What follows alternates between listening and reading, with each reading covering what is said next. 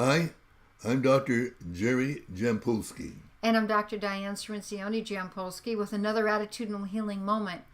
Never close the door to love. There are so many situations that happen in life where parents or brothers and sisters close the door to love. If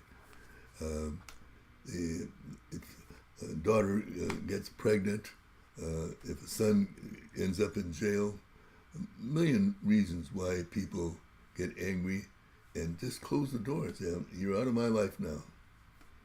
And it's unfortunate that happens.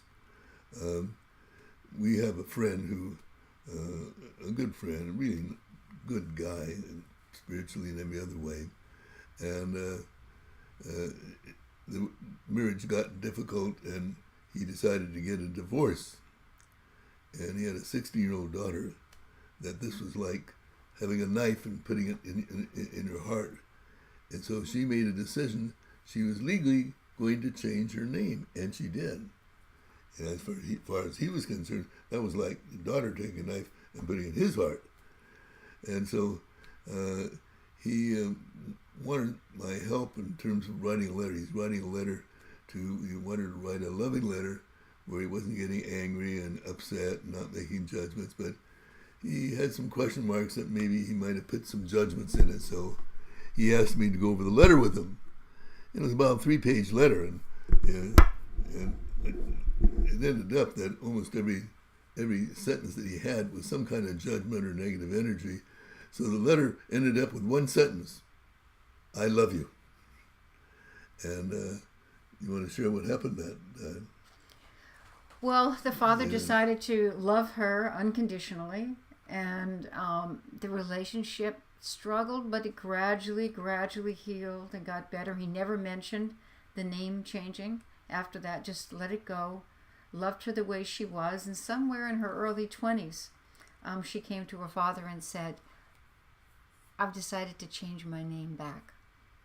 And he just smiled and realized that, if you close the door to love, it's very hard to get it open again.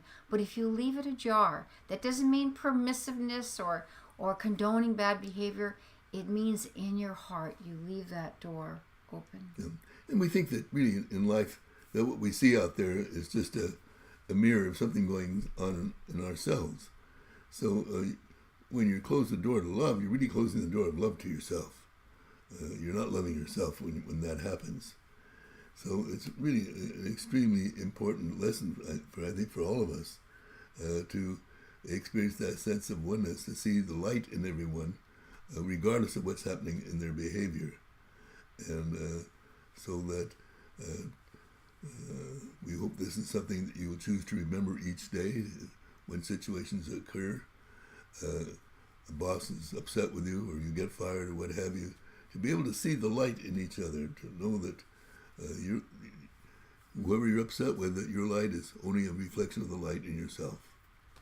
And to ask ourselves the question, each day, is there anyone, anywhere that I have closed off my love from? Yeah. Particularly yourself. So forgiveness comes really much easier to forgive others, but ourselves becomes more difficult.